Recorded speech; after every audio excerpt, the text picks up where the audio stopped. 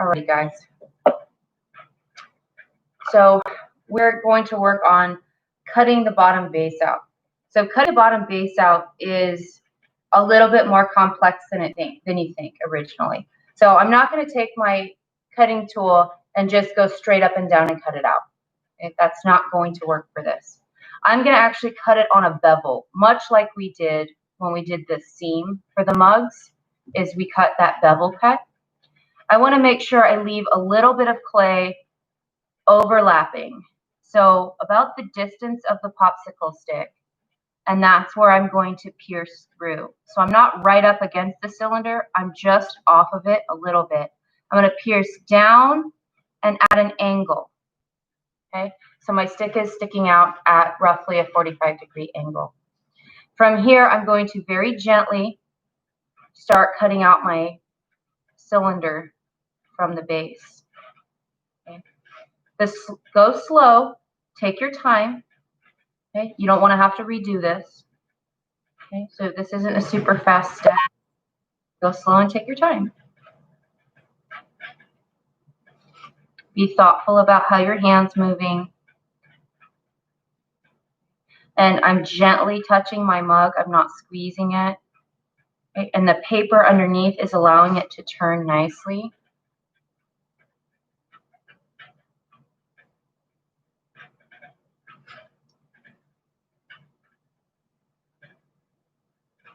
Okay. And now I can release it from that base slab. Okay, so I'm going to set my mug upside down. And I want to show you what that bevel cut looks like up close.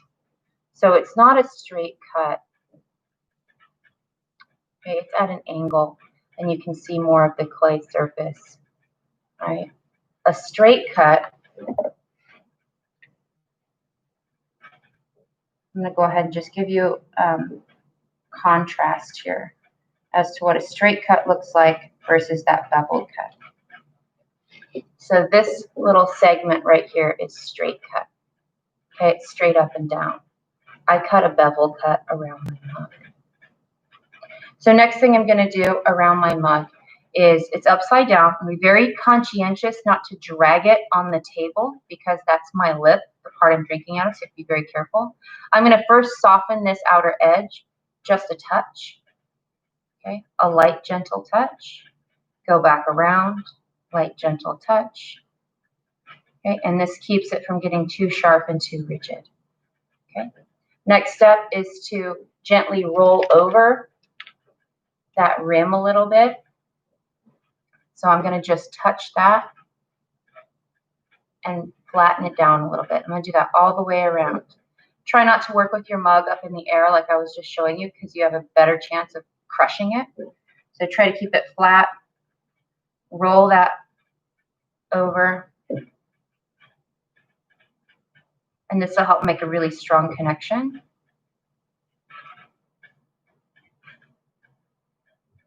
This will also give you an opportunity to have a foot on your mug, or the appearance of a foot on your mug. Okay, so that's on the bottom section. I'm going to go ahead and run my thumb around just to make sure it's a little bit neat and clean, and then I'll flip it and address the other part. Okay, so now I have this kind of ugly piece showing. I can either blend it, which you need to keep a hand on the inside to support the inside. You can blend it in, okay, with your finger. You can blend it in with your credit card rib, and that works really well. You can blend it in with a slightly moistened popsicle stick, okay, and that works pretty good too. Okay. So you want to make sure you blend it in all the way around so it's neat and clean and tidy. I have a little piece of clay stuck. And remember, neat and clean and tidy is the name of the game. Okay, let's blend it in. Make sure it's really nicely incorporated.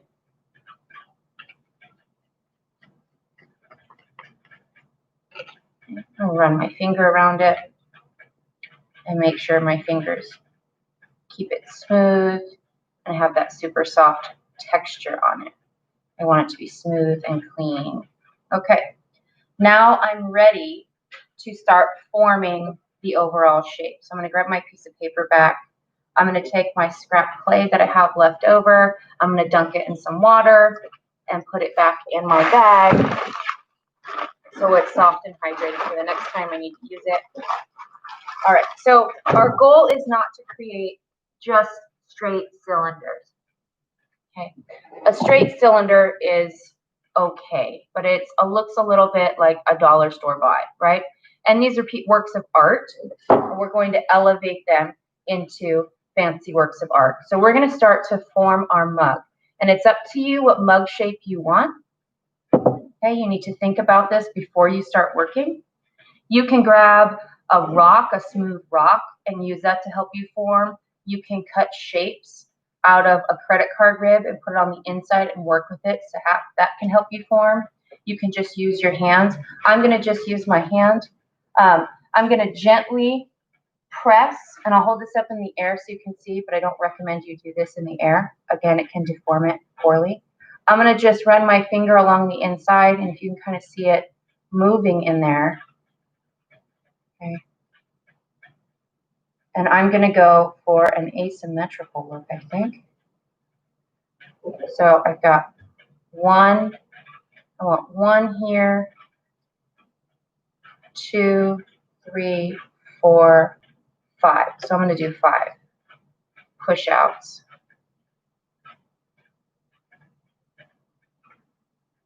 So just little by little. Don't push out too much clay all at once because that's how you rip it.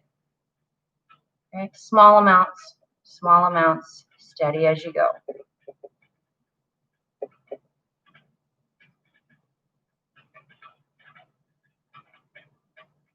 Okay.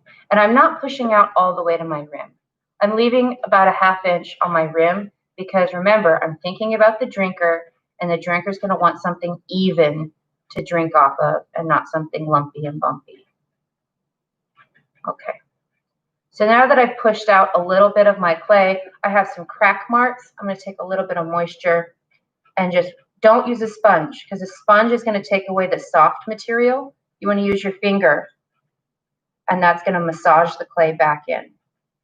Okay. Do not use a sponge for this step. Okay, and that's going to soften and smooth it. When you work and press the clay, you need to make sure you respect the surface and you always maintain the cleanliness of surface. So if it gets out of control and gets cracky like that, work your water into it. And I'm not pushing real hard. I'm just rubbing quickly across the surface, and it's self-healing, like Wolverine. Like Wolverine. Okay. When I'm almost done, I made 5 separate outward movements.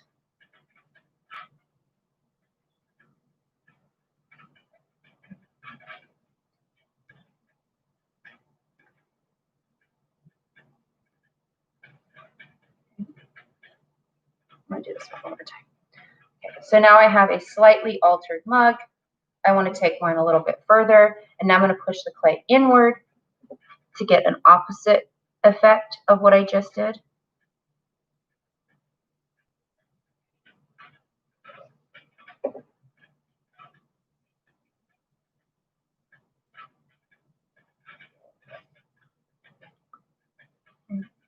And you can do individual push-ins and push-outs like this one, or you can do it the same figure all the way around to make it all uniform. So you would just do the same hand movements all the way around until the form matched uniformly.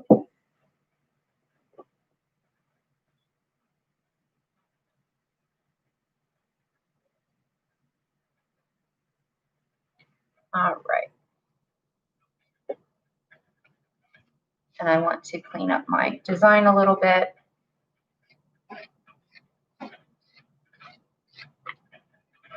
Rotate. I'm wiping, not scraping. Scraping removes clay. Wiping compresses clay.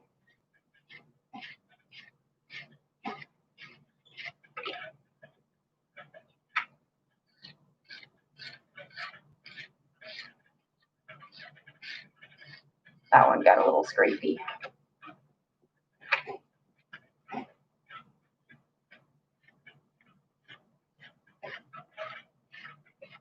Okay.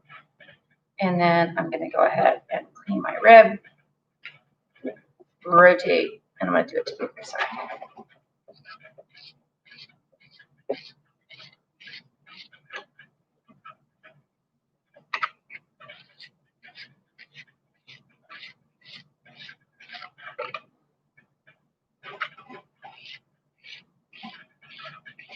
Okay, I'm starting to lose my form, so I'm going to just gently place it, get my cylinder back, and I'm just looking at my top form to make sure it's a nice cylindrical shape, and then I can go back and keep addressing the form I was working on. Okay, so now that I've got generally the overall form that I was initially looking for, I liked this pinched idea. The next stage is going to be handles. Okay, so I have this altered form mug that's got this unique alteration. And next I need to start considering handles and where we're going to be drinking from. So I'm going to select the cleanest and nicest edge. I'm a right-hander, and so I'm going to make it as if a right-hander is drinking it. If you're a left-hander or you're giving it to a left-hander, you need to consider how a left-hander will be drinking out of it. Because left-handers drink from the opposite side than a right-hander. So I'm going to put my drinking spot right here. This, I think, is the nicest place for it. And I'm going to plan on having my handle right here, about right here. Okay, so we're going to work on handles real quick. So I'm going to get back into my clay bag, and I'm going to pull out some of that clay that I set back. That's all soft and squishy because I added water to it before I put it back in the bag. Okay, so I'm going to go ahead and work it. Make sure it's all the same consistency. I have some that's really wet and some that's a little bit less wet. It's not dry, but it's not as wet. Okay, handles are going to be bending, and you see how the clay cracks? You need to make sure it is pretty well hydrated. This needs to be some sticky clay. Okay, if it's going to do what we need it to do, it needs to be really sticky.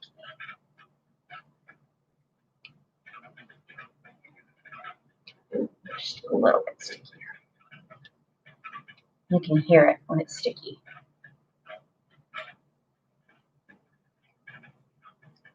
This is auditory clay. Okay, I'm going to compact it into a ball. Try to remove those air bubbles. Send the particles to the center of the clay.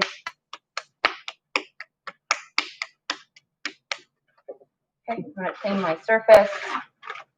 I'm not even going to use close to this amount of clay, but it's a good start. So I'm going to start squeezing it into a log. Little squeezes. Don't squeeze too hard because then you end up with like massive fingerprints. So I put it in my hand and I just compress it a little bit.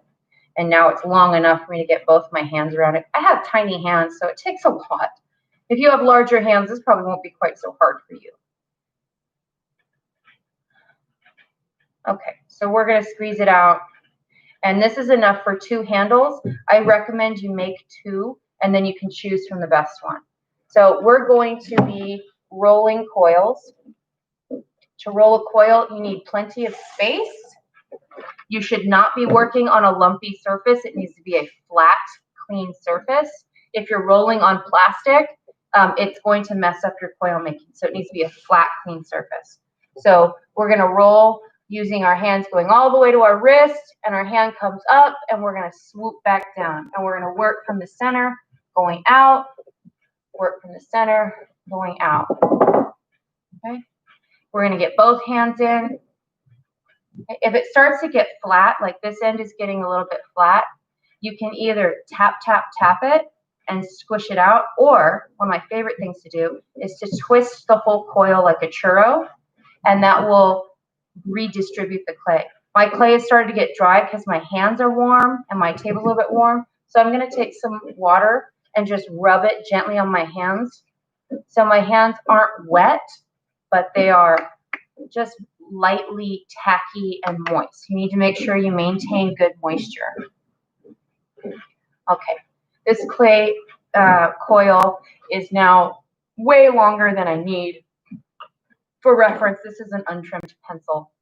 It is 2 pencils long, so it's plenty long. I'm going to cut it in half because I know that's enough for one handle is 1/2. Okay, again, got dry. I'm going to hydrate my hand. You may even need to take a squeezed out sponge and gently hydrate your table just to maintain your moisture content. Your coil needs to stay very, very moist and wet. Okay, we're going to roll this bad boy out.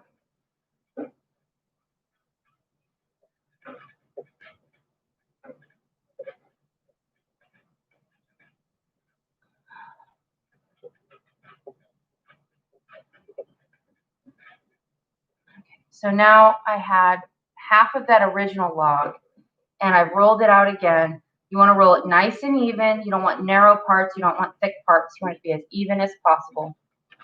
Again, here is that pencil. It is 1, 2, and a bit. So it's still longer than I need. So I'm going to cut this in half. Okay.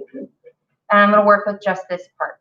So this is enough clay for a handle. So I'm going to do this technique called a gravity drop. I'm going to lift and drop. My second drop, I'm going to follow it down and make sure it lands on the same flat part I just created. So lift, drop. I'm following it down. So about 3 drops on one side, and then you want to flip it over. Don't just drop it. You need to follow it down and guide it so it lands on the right spot. 3. I'm going to do 1 more on the opposite side, and then 1 more on the opposite side.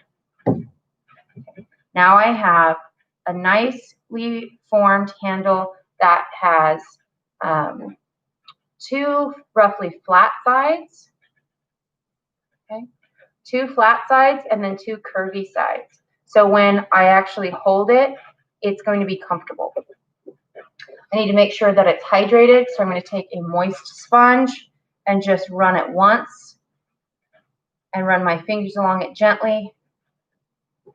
Run it once, run my fingers along it gently so it's nice and moist and it will bend freely. All right, I'm going to put it perpendicular to my body. So let me show you a little bit. Here's my apron and this is my belly button. And I'm going to put my coil far away from me. I need a lot of empty space in front of me. If you put the coil right next to your body, you're not going to have any room to work. So put it far away from your body. You're going to pinch one end down into the table. You're going to grab the other end and gently lift it up. Take your finger and you're going to put your finger up underneath, and that's going to start to make a loop. Support the loop. Okay. Bring it down, and I'm still not going to use all the clay that I have here. I'm going to let it come to a natural curve and push it down into the table. Okay. If you mess it up, or if the handle is not quite the right shape, you can try again because we have all of these different coils. So I'll show you that trick one more time. Gravity drop.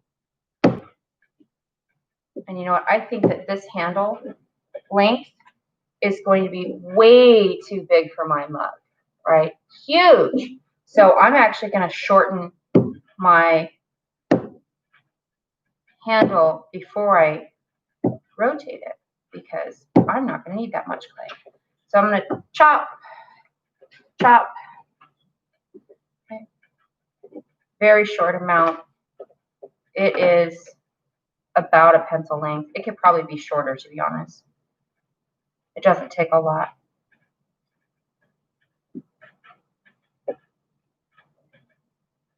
Gently touch. Okay. Press into the table. Lift, support. Bring it back down. Press it slightly into the table. Okay.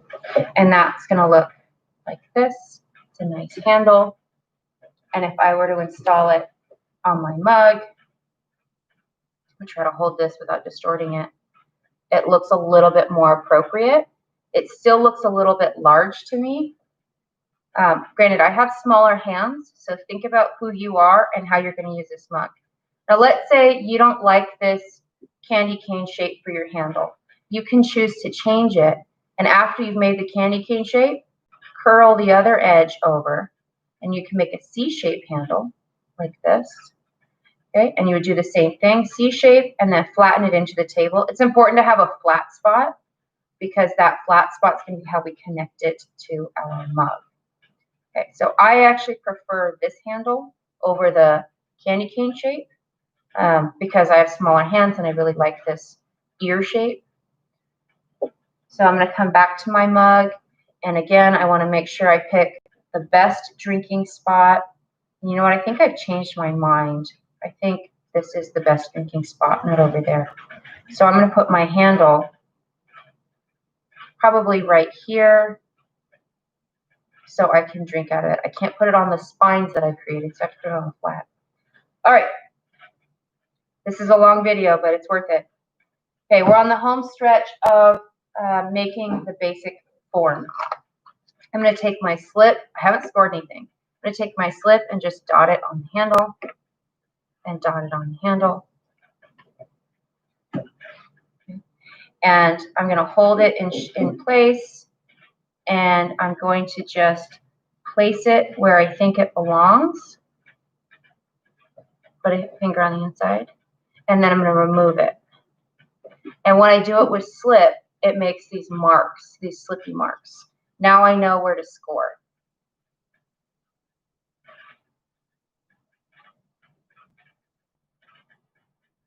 Okay, so I'm going to go ahead and score this as well. You can also let your mug set up to a little bit firmer so it's not so squishy. And this will be easier to do. When you attach handles while the mug is really squishy, it tends to deform. So I'm risking my mug form right now by doing this too early. Okay, 1 and 1. Secret about mugs and handles: you are not allowed to pick up your mug by its handle until it's finished. You can't pick it up while you're making it, and you can't pick it up after it's first firing because the handles are not strong enough yet. They need to undergo vitrification and glaze firing. Okay, so my handle's on there. I want to make sure it's on really strong and doesn't peel off. So I'm going to make a mini coil in my hands because I don't need a big one, just a little one. And I'm keeping my hands wet, coil's wet.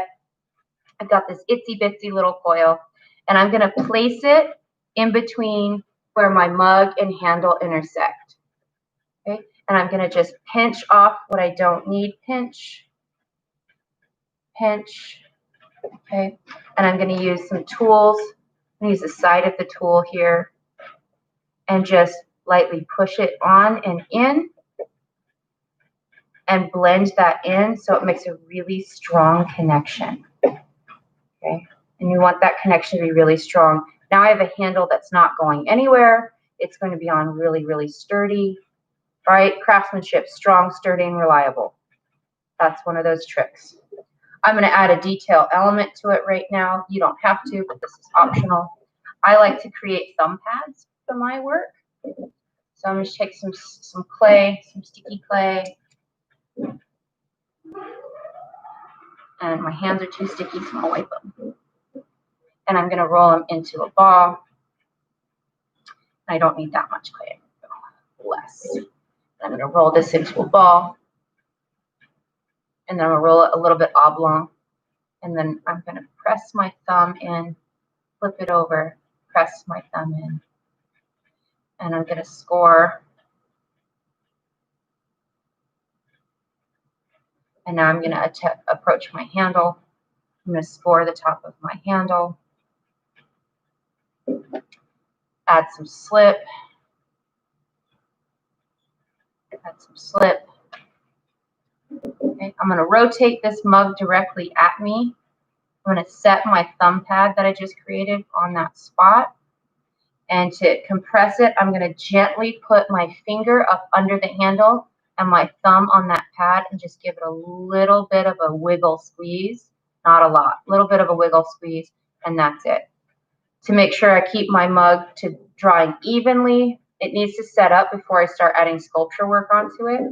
I'm going to flip it upside down and let it be out to dry for about 10 to 15 minutes, and it should harden up a bit. And then I can start on the sculpture part.